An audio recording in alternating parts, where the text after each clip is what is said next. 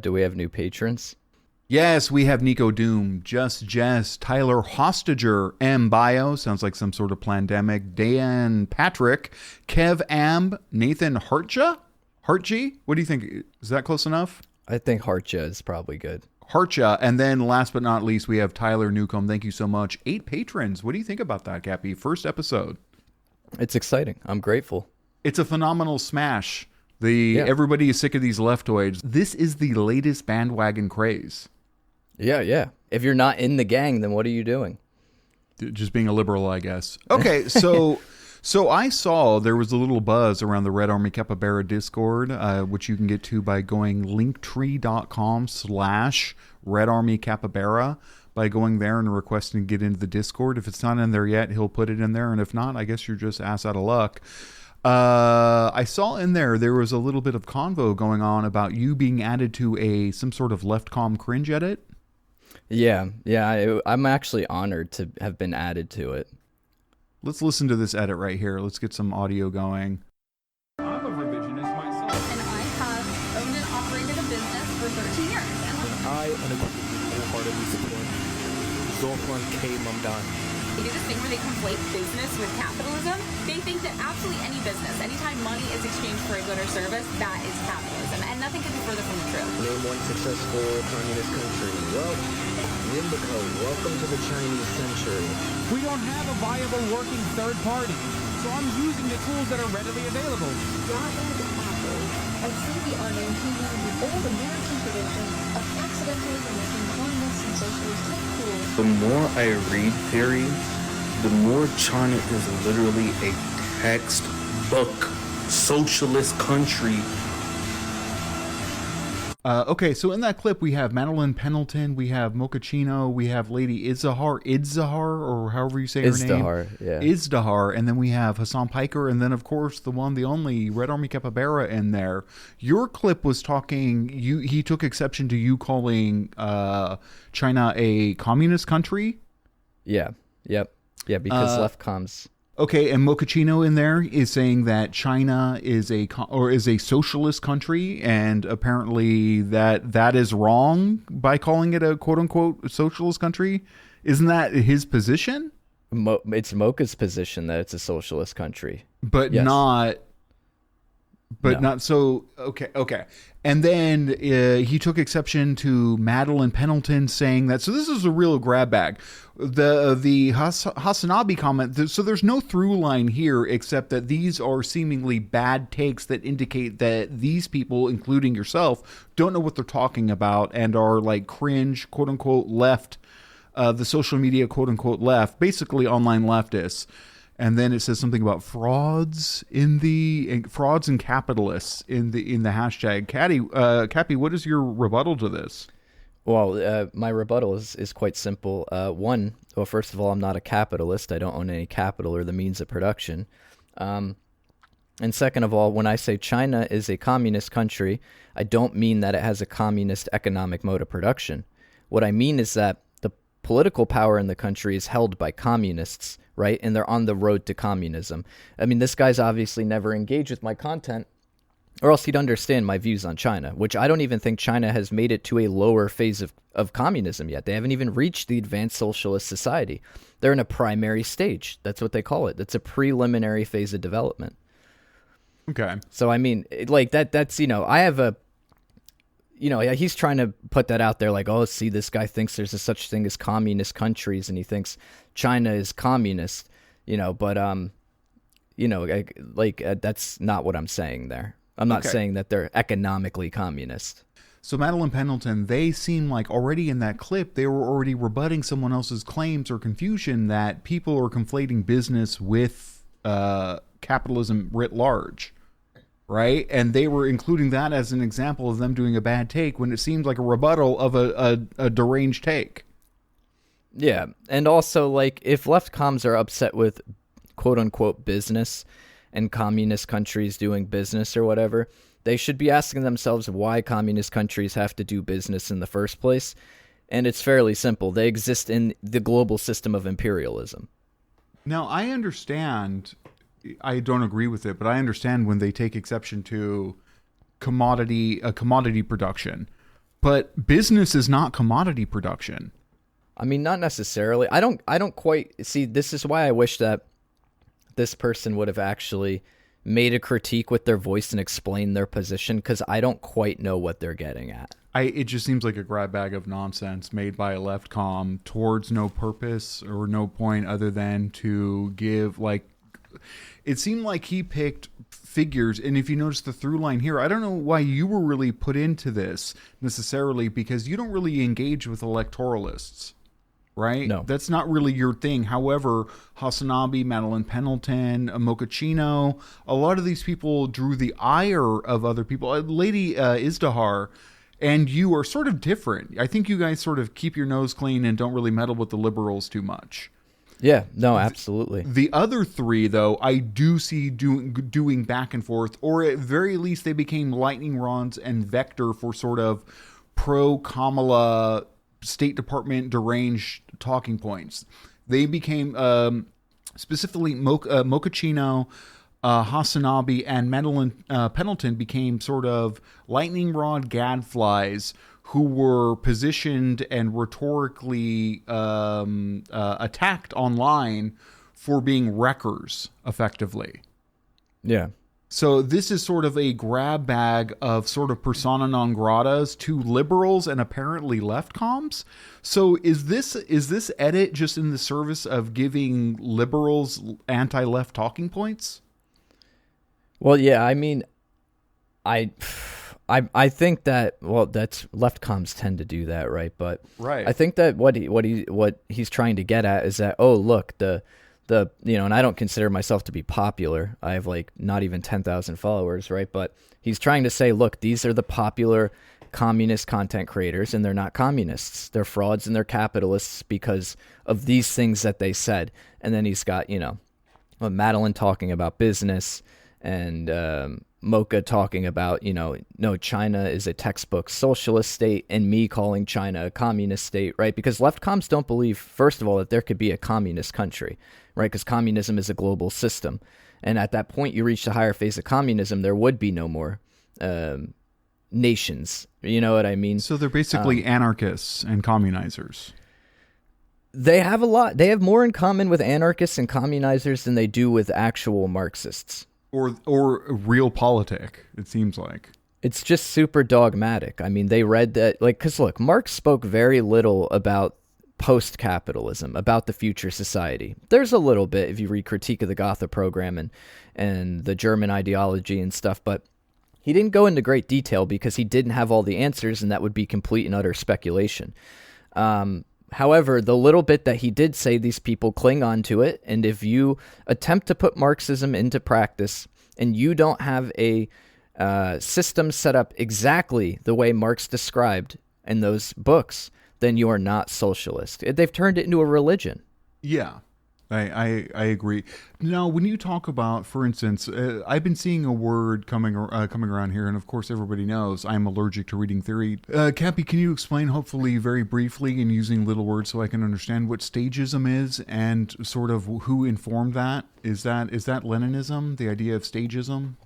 Yeah, so it's basically the idea that underdeveloped countries have to pass through a capitalist phase of development, right, before moving on to a socialist stage. So, for instance, when as per Marx, I mean, yeah, I to me, Marx made it very clear, right, that you can't necessarily skip over phases of development. Some people will cite a letter between him and Vera Zasulich, I believe her name is.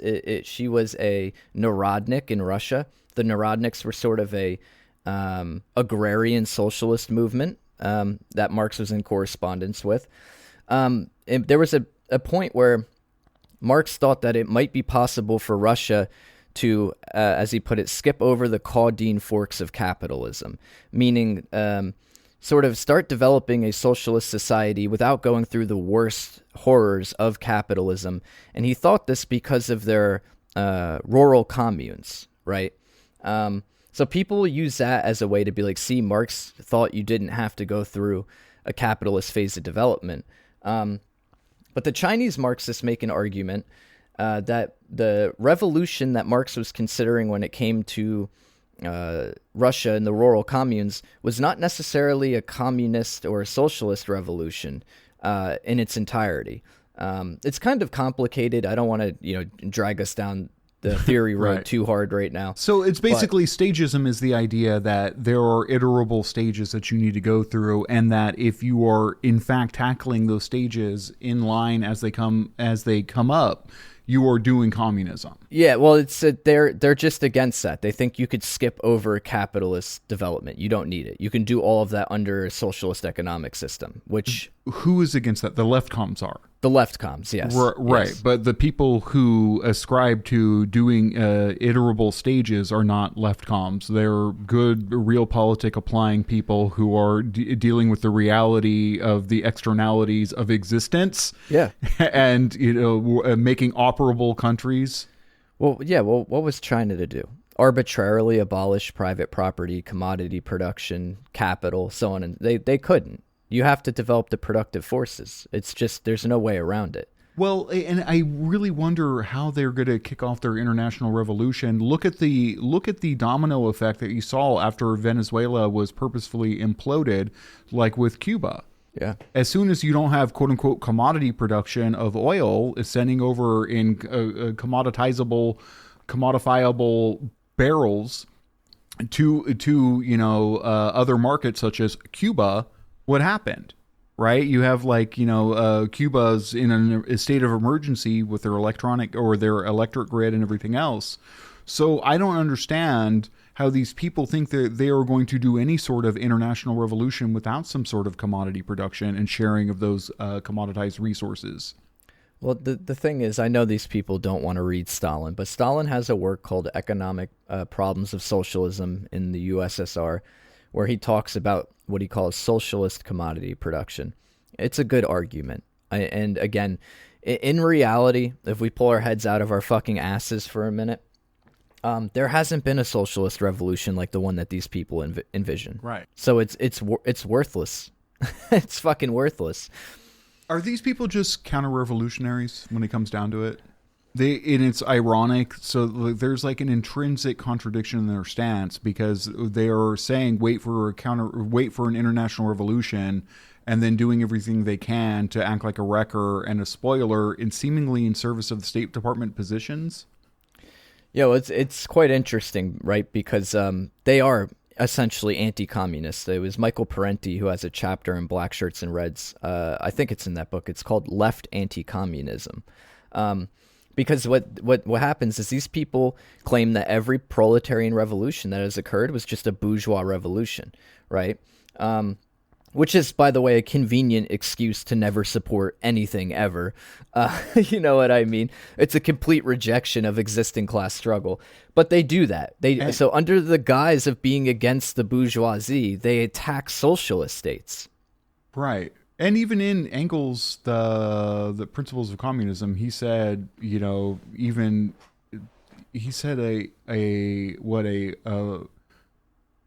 bourgeoisie owning the means of production is an iterative step along the line of communism. If you don't even have that yet, do that first. Well, yeah. So how could I put it? It's not that you allow the bourgeoisie to keep ruling. That's what the Mensheviks wanted to do in Russia, right? The socialist revolutions came prematurely to primarily agrarian societies. So the Bolsheviks were like, okay, we have the opportunity to seize power. We can't necessarily go right into a socialist economic system yet. We don't have what we need, but we should seize state power and then work towards getting to socialism. So when Lenin did the NEP, he viewed it as a step backward to take a bigger step forward. Right. You get what I mean? It wasn't, going back. It was to move forward. State capitalism was progress as compared to the condition that Russia was in, the scattered rural production. You know what I mean? Yeah. No, it makes sense if you're a country that needs to develop its productive forces in order to keep existing. Yeah. It's interesting when people dogmatically sort of regurgitate things they read in book from 2 centuries ago, when it's like, okay, versus what? It's like, well, they could have crawled into a hole and died. Yeah, yeah. Why didn't they just do that part? It's like, well, you have to consider that this isn't an abstract, dogmatic, rhetorical argument that they're making. They literally need to eat and defend themselves from, invaders and stuff. Yeah. How many times, like the Bolsheviks after post-revolution, weren't they like invaded like 8 times within the first couple of years? Some 16 countries invaded them, the intervention during the Russian Civil War. And this included countries that were far more developed than them, like France. Right. So I just don't know where the basis for their smugness comes from. I literally don't understand. It seems like pretty intuitive. Like, it's the same. You run into these left comms, they just seem like anarchism the long way, because they're like, well, no, just wait. Yeah. Just wait until, and then if you do anything else, you're doing statism, and you're a nationalist, and you're actually like a right deviationist reactionary if you want to have people be able to buy things in your country, like food and or oil and or supplies, and also defending yourself is also reactionary. Yeah. No, well, like, that's just why, this person we're talking about says, I don't get why MLs are always calling us idealist. And it's like, brother, because you want to jump from feudalism into fucking communism. Worldwide. You can't do that. Without any partitions or country lines or whatever, everybody all at once, universal one power grid. I don't even know. Like, Can you draw me a map of how this would work? Well, because wouldn't that take about a century just to get everyone on a shared power grid that would be distributed in an egalitarian fashion? I literally don't even understand how they think the world works. You need to get a foot in the door and create a safe space of sorts, a battery for the principles you want to see in the world to be enacted, and then help other people near you and sort of close off the space in between those two battery points. Yeah. Right? Like, you have to create little diodes of people doing communist policy and then hopefully spread those. Well, they are stuck in...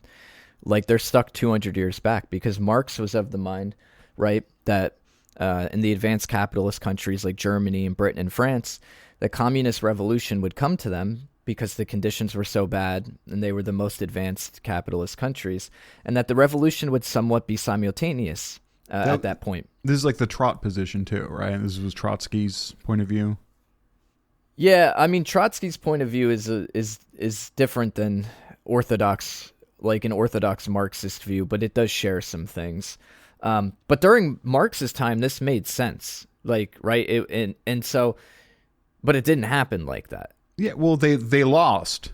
There was an attempt to do like simultaneous revolutions. They just all lost, and the Soviets didn't.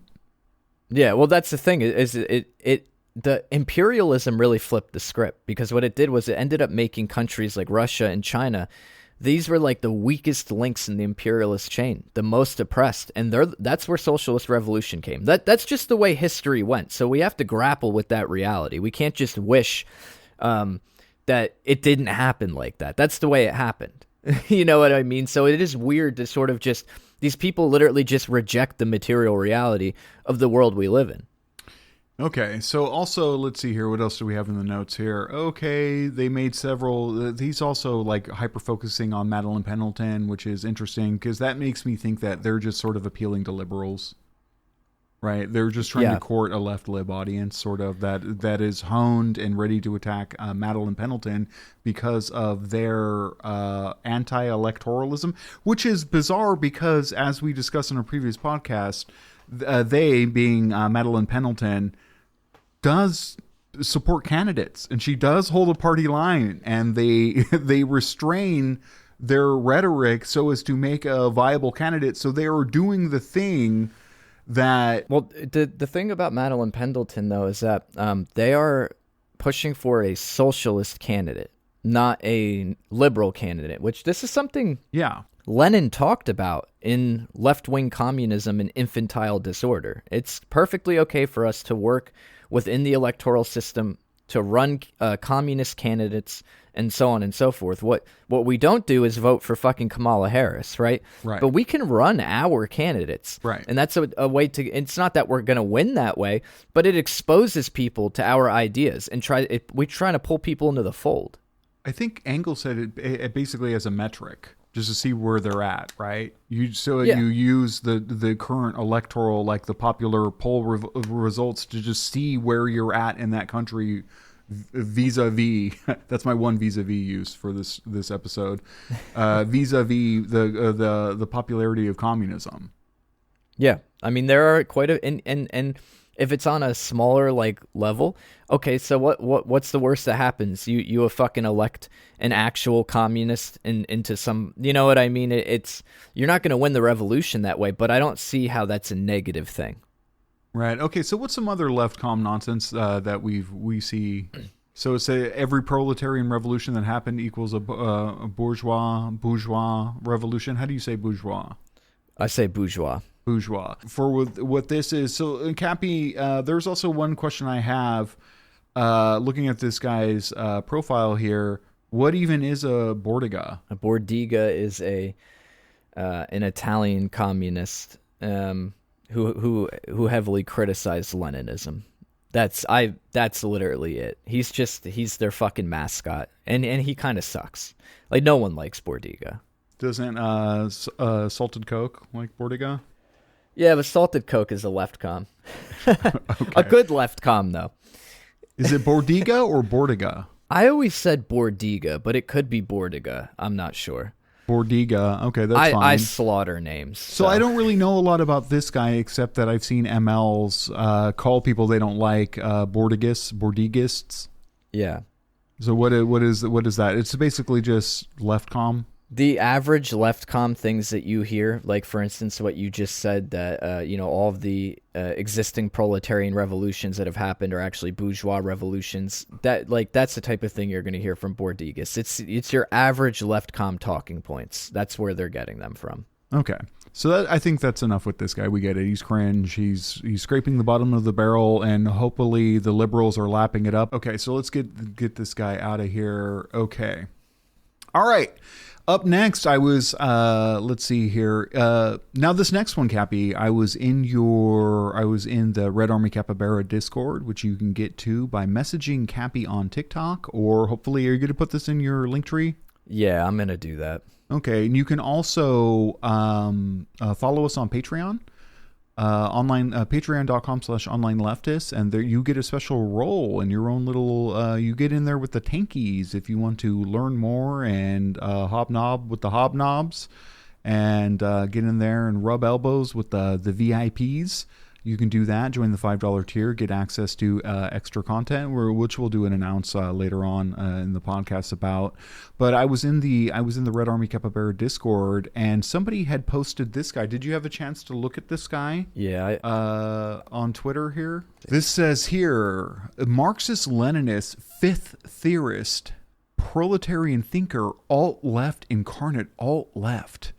The light unto nations, and then they have a Chinese flag, an American flag, and an Israeli flag. Capy, off the top, what are your thoughts? Like that this person is like 16 years old, because what the fuck am I looking at right now? What the fuck am I looking at? That is the most bizarre confluence of flags that I have never seen. Such a constellation of flags. China, the U.S., and isn't real. Yeah, all in a ducks in a row right there. It's kind of funny because I feel like having the Marxist-Leninist in there and all of this stuff, and then these, like, this is like the equivalent to being like a vegan butcher. It makes no sense. Well, I mean, that could technically be a thing.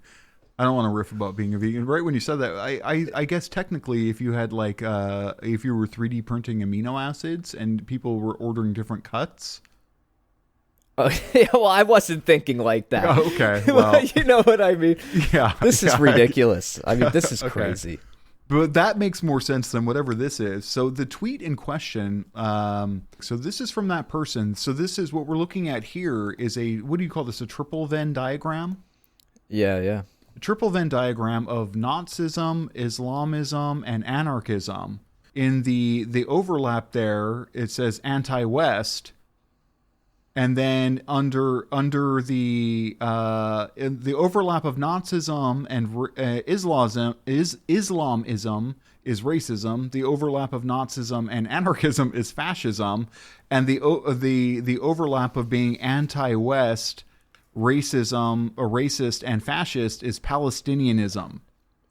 So Palestinian, and so this is to quote Fungal's Snorfer in the Discourse. So according to this person, Palestine is an ethno-Islamist, anarcho-Nazi fascist state. Also anti-West, which is good and based. It's kind of ironic coming from someone who calls themselves a fifth positionist. I don't even know. We'll get into that next. So what do you make of this Venn diagram? Is this schizophrenia or... I have no idea. Well, it's obvious that they don't support national liberation of the Palestinian people. That's clear. Obviously, yes. They should take Marxism, Leninism right out. Well, they have the Israeli flag in their bio. You know? So like, what are the chances that this person is from a settler colony? I wonder what this guy, hey, buddy, can you make me a Venn diagram of Nazism and Zionism? They'd be like, oh, what do you mean? Brother, there would be very many points in common with that, right? Versus, you know, an indigenous people's sort of trying to throw off imperial colonialism apartheid. This is a wild, on the face of it, this is a wild, inflammatory. It almost makes me think this is fake. Like, there's no way. So number one, this is like a cringe atheist. I don't know what this is. Islam and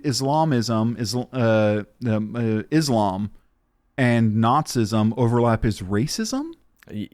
In which way is Islam? I would say that Islam is one of the most... It considers everybody Islamic by birth. Yeah, so it's like the opposite of like racism. The only way you could have like, right, because Islamism is kind of a broad thing. I know people get confused by this, but you have things like Al-Qaeda, right? You have stuff like that. I do, but yes. Then I am in Al-Qaeda, yeah.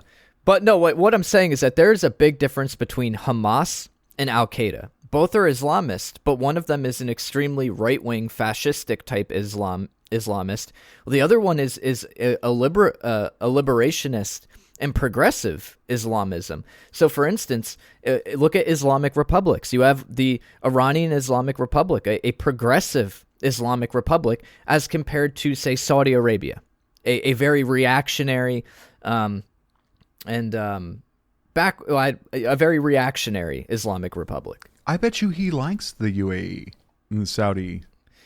He should, considering their, positive relationships with Israel. Yeah, I literally believe that he would defend the UAE and Saudi Arabia while he's taking exception to Palestine because he's coming from a reactionary settler point of view. Yeah, I mean, I don't know what to make of this. It's crazy. Like I said, I'd imagine OP is from a settler colony because settlers sympathize with settlers. Yeah. Even unconsciously. That's, you see Marxist-Leninists talking about, the Israeli Communist Party, and it's like, who the fuck cares about them? Yeah, literally. Well, Hassan Piker platformed a couple of them. You see, I wouldn't do that. Why not platform the Palestinian comrades who were fighting for their self-determination? I mean, I wouldn't sit down with Bernie or AOC either unless I was going to be talking a bunch of shit of them. So, like, him sitting down with the Israeli versions of Bernie and AOC doesn't like blow my hair back, but I wouldn't do it. No, yeah. I mean, Americans are insane. I was just on, I clicked onto Reddit for the first time in a while the other day, and I was reading a thread on r/socialism, and there were multiple people claiming to be Marxists in there talking about, well, I'm not from Israel, but I have family there, and I'm going to move there so I could join the activism against Netanyahu. And it's like, wait a second. You're going to aid settler colonialism and the displacement of indigenous people so you can do, quote unquote, activism against Netanyahu. Like, it's fucking deranged. It's like, yeah, I'm moving into a brand new housing tract there. It's like, oof, where? How does that work? Yeah, I mean, like, how about we don't move to Israel? No. Okay, I do agree with some points of this Venn diagram, though. Yeah, the overlap of Nazism and anarchism there being fascism. There is an overlap there. There is an overlap there. Just go read Prodan if you don't think there is an overlap there. Yeah, and then also the anarchism and the Islam. See, the thing is, so many anarchists are de facto, they regurgitate State Department talking points, right? Yeah. So I wouldn't even, they're not even reliable anti-West campists. No, in fact, they're against, quote unquote campism. Right. Because they're allergic to pragmatism and realpolitik. Yeah, I mean, they're allergic to winning. Literally. So are left comms just anarchists? Just with that have read more books? Not quite. They have some things in common, right? But they're not quite anarchists. Communizers, however, do, to me at least, and I've seen just the other day there was a communizer commenting under one of my TikToks. They had an anarcho-communist flag as their profile picture. Communizers have way more in common with anarchism. I believe communizers even reject the revolutionary transitional period that Marx called the dictatorship of the proletariat. How would that even work? I'm not sure. We just so hold they're hands even and, lefter than left comms? Yeah, they're they're to the left of anarchists? Like, wait, well, I mean, even anarchists begrudgingly, if you sort of pin them down, will say, well, yeah, there's got to be a little transitionary thing. But as soon as possible, we'll get rid of that and we'll all be sharing vegetables in a commune together. It'll be good. Trust me. Anarchists only say that once you press them because they know they can't defend their worldview. Yeah. Right. Yeah. But if you pin them down, if you put them back them into a corner, they will begrudgingly admit, yes, I'm basically describing liberalism with different words. Yeah. Communizers are basically if we're looking at the left wing of communism, communizers are on the left side of the left wing. You get what I mean? They're the farthest left you could possibly go. So just as utopian as it gets? They would argue that they're not. They would argue that, in fact, I've seen some of them call Marxist-Leninists utopian, which is insane because half of their complaints are, it's not perfect. Yeah. Okay, so this other guy here, let's go back in here. So, okay, so Fungal Snorfer says, according to this person, Palestine is an ethno-Islamist, anarcho-Nazi fascist state. True, no shout out to Fungal. He's not a patron. Something we see a lot by people like this is that is to support Palestine, the people of Palestine, right? The working class, but not Hamas. Yeah, that is that's not just like whatever this guy is, a Zionist ML or a leftcom thing. That's just sort of a brain dead take from people who want to be pro-Israel but don't want the equity of it. So they say some sort of dialectical mealy mouth nonsense like this where, no, I support the people of Palestine, just not any group that's actually fighting for it. Well, it's fucking goofy because Hamas is not right. Hamas is a mass political military organization that's embedded in Palestinian society. So when we talk about the people of Palestine, well, Hamas is made up of the people, and it's one of the main forces fighting the occupation right now. And it's the government. Yeah, of Gaza, yeah. People talk about it like, oh, it's one of those things that you see, and it's this sort of a rhetorical sleight of hand that people do where they make it sound insidious by saying, oh, this is a Hamas building, this is a Hamas this. That's like us saying, oh, the DMV is a Trumpite building. Oh, the Social Security Administration is a Trumpite building. It's like, brother, that's just the government. That's just the state existing. And do you know who put their differences aside in order to fight for national liberation? Lay it on me. The communists of Palestine. The communists of Palestine. That's right. They're fighting alongside Hamas. And Hamas is not vehemently anti-communist. The leader of Hamas has said if the people of Palestine, when we get national liberation, if they want a communist system and they vote for a communist system or that's the way it goes, then so be it. Will be a communist system. Yeah, super based. It is. In fact, I've seen, Hamas has a left-wing section within it, and they read Mao and shit.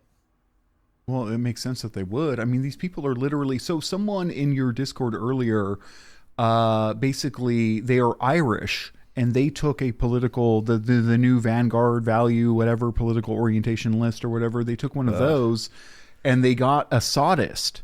They got Islam... What so result did they get? If they got Assadis, that's like Baathism, so it's secular. Well, hold on. Let me look at what they got here. They posted it. I just got called an Assadist. It's Arab socialism. Yeah, based. The closest match. So the Irish Republican took a test and got Arab socialism, and I was like, well, that actually makes sense because they're of the milieu that is overthrowing colonialism and imperialism. Yeah, no, that does make sense. So it 100% makes sense that Hamas would be aligned with the very ideology that has the only track record of throwing off colonialism and imperialism, which is communism. To me, it seems like, a 1 degree separate. Yes, we are in the same scenario. Let's do the thing the other winners did. Yeah. Oh, yeah. I mean, look, this is the type of things we've seen in all socialist revolutions and national liberation struggles. The communists put their differences with other groups aside so that they can fight for the national liberation of the country. Whatever problems they have with each other, they'll hash it out after they get their country out of the hands of international finance capital, out of the hands of the colonizer. Is this the PFLP? Is that the group we're talking about here in Palestine? There are a few communist groups, but yeah, I'm talking particularly about the PFLP. Okay, yes, base PFLP, we support you. Very based. And we're on, I just imagine me being iteratively added to lists as I speak more on this podcast. I just heard through I'm reaching forward in time. They're probably listening in real time, actually. It's the algorithm. Do you think, as we speak right now, algorithmically, in the same way that your lives are sort of algorithmically and machine learning parsed by what you're saying to sort of look for TOS and to create the descriptions that people see when they're scrolling past a live? Do you think that Discord is also transcribing what we're saying across the Jeff Bezos internet right now? Oh yeah, we're totally getting flagged, big time. Oh yeah. 100%. Okay, so there's that. Yeah, so okay, it makes no sense. Capy, in particular to this guy being an ML and a Zionist at the same time, did you want to speak towards the discordant and contradictory nature of that at all? I mean, yeah, it's Marxist Leninists have always triumphed national liberation. National liberation is a prerequisite to socialist revolution, right? This is very common knowledge. You don't have to go further than Foundations of Leninism by Stalin or Lenin himself, his works on national liberation, to learn that, no, we should be for national liberation. We should be for anything that hurts imperialism. It's that simple. If you're not standing with people fighting for national liberation, you are not a Marxist Leninist. Do you think that this guy is one of those people that would square the circle by calling Israelis from largely Poland and Russia indigenous, and that therefore they are supporting an indigenous movement against Arab colonizers or something? I mean, I wouldn't be surprised. That wouldn't surprise me. Yeah, I mean, that seems like, a rat always goes path of least resistance. If there is a rhetorical path for a rat to take, they'll take it, especially if they're, backs against a wall in an argument. So I would imagine I could pin this guy down into saying something like that at the very least.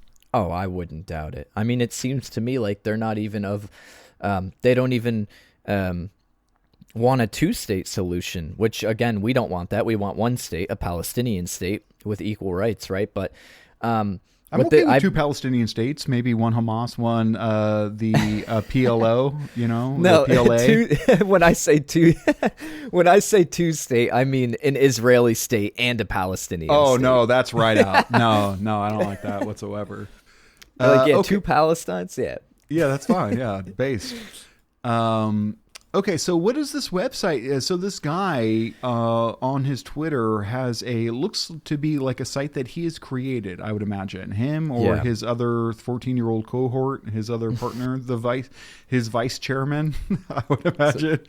It looks like to be clear, there's no indication that whatever. Anyways, so what is this? It's frustrating. It's a conglomeration of things that they just think sound good. Okay, so this is this website in particular. This is thefifthpositionist.com. Okay, the next step. What is next of today is the best for what is next of today is the best for tomorrow. What is this LED Kaaba that they're looking at? The what now? I'm getting mixed messages here. This is just a mix of buzzwords and complete nonsense dressed up to be, dialectics, and it's not. This person fundamentally misunderstands dialectics. I read through this last night really quick, and I was just flabbergasted by it. It's ridiculous. Do we want to read this? I don't. The manifest of this generation, the fifth position. Each and every political theory's ideas has failed in one shape or form, either from the bottom to top anarchy or left to right. What?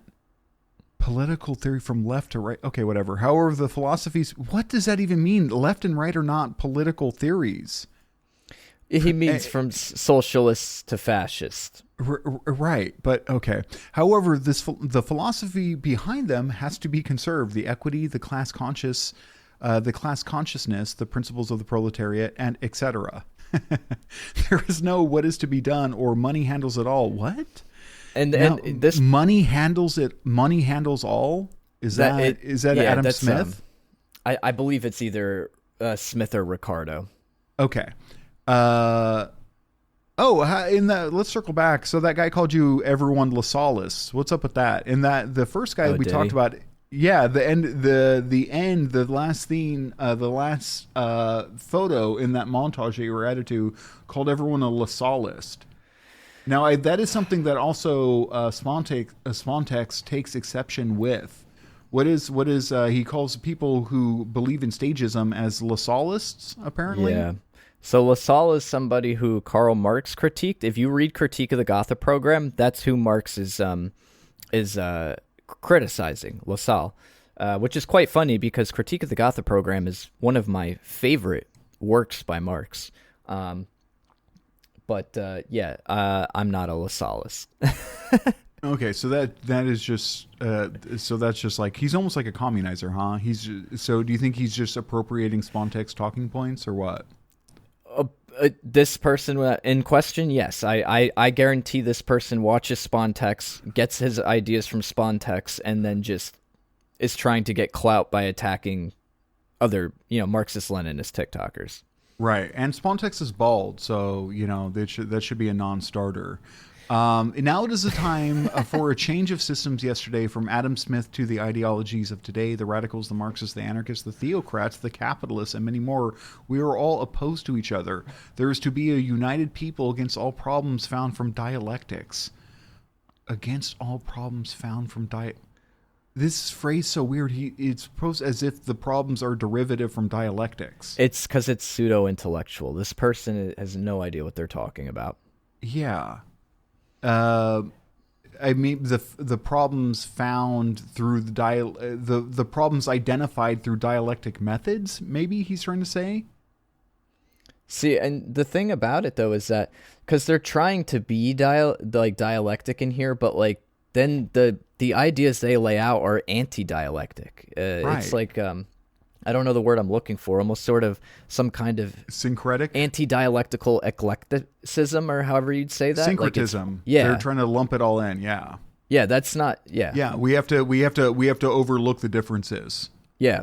No, it's fucking goofy. And I don't know if you noticed, outside of this being completely divorced from reality and loaded with anti-communism, this person advocates multiple times against violence and revolution throughout this. Yeah. Well, the main jarring thing that threw me on the top of this, the fifthpositionist.com/the establishment.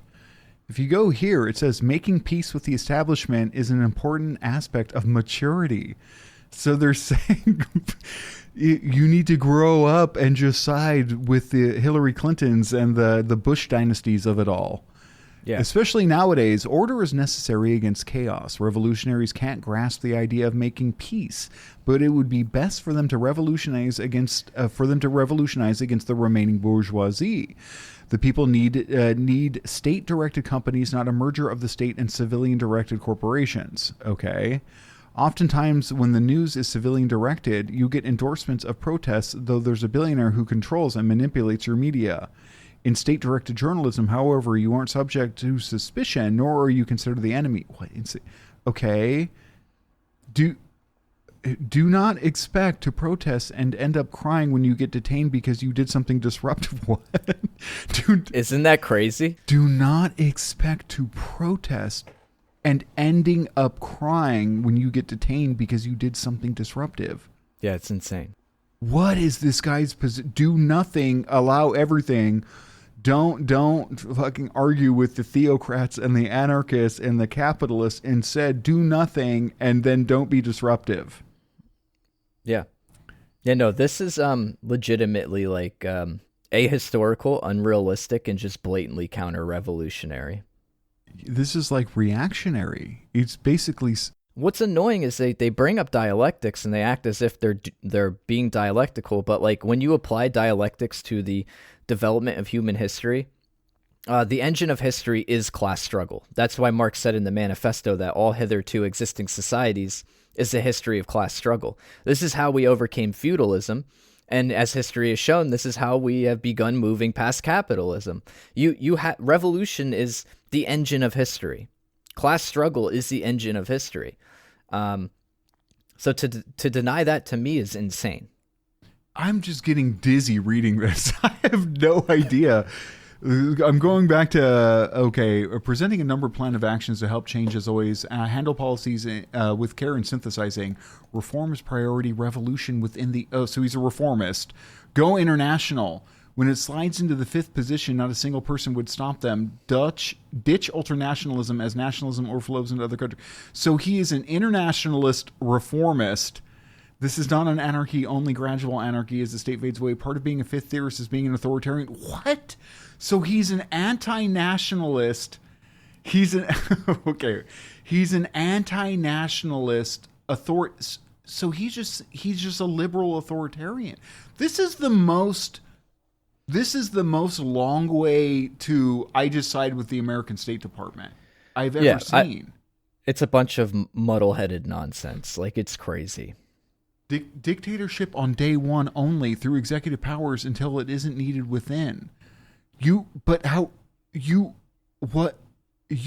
saying you're an entryist and a reformist and an anti-violent revolutionary. What do you mean you're an authoritarian and you want a dictatorship on day one? You don't. You mean once the fifth position is the United States policy? What does that even mean, though? A dictatorship without a revolution? What are they suggesting? How do you do that? I'm like literally getting dizzy. Like I just dissociated reading this. Americanism, not elite globalism. Oh, wait, what? The establishment of a new order. He's a new world order? Americanism, not elite globalism. Yeah, so but remember, they're against nationalism. And he's for the international. He said point 2 was go international. And then point 5 is Americanism, not elite globalism. So he wants Americanism, internationalism, not elite globalism. Buddy, wait till he finds out that globalism is Americanism. What I really like about it is right here where it says globalism is tied to the elites, which we can't allow. It doesn't matter whether or not you want to allow it. Globalism is just an inescapable trend of the times, and it's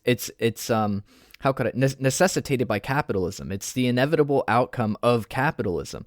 Like, it's also not inherently a bad thing. For instance, like, of course, globalization, when we consider it from like a neo-colonialist perspective. Wait, are you making a trot argument now? No. Marx talks about this. You can't escape globalism. Right. Even the Chinese talk about this all the time, that this is the trend of the times, is globalism. There's no way to escape it. So you can't stop it, but what you can do is what the Chinese are doing and make it win-win cooperation, make it benefit everyone involved. Yes. When the Chinese talk about, I quote, a shared future for mankind, they have that in mind. That's what the Chinese want to do, is make a shared future for mankind. Look, he literally says it right down here. Americanist internationalism. That is what he's talking about. He wants, that is what the world is suffering through right now. Yeah. is Americanist internationalism. This is what we're trying to stop. Yeah. I mean, We're trying, this is what the Chinese are doing with BRICS and the Belt and Road Initiative. You know what I mean? So why doesn't this guy just identify as a Democrat?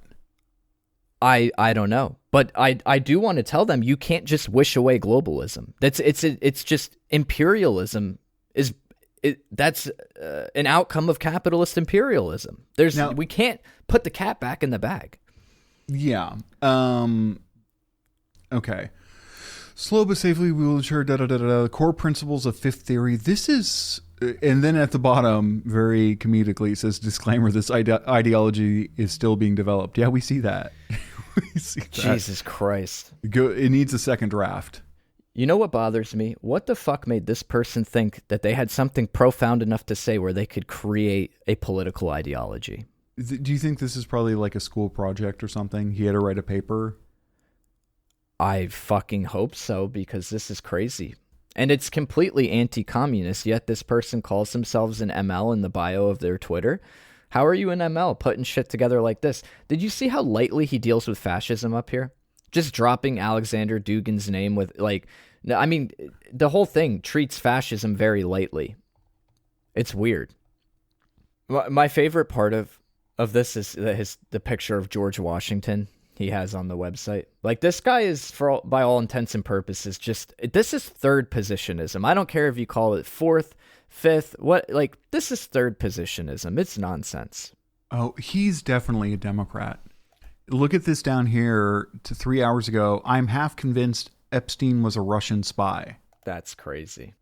Am I mistaken in my cover? I've sort of mentally checked out of popular coverage of Epstein.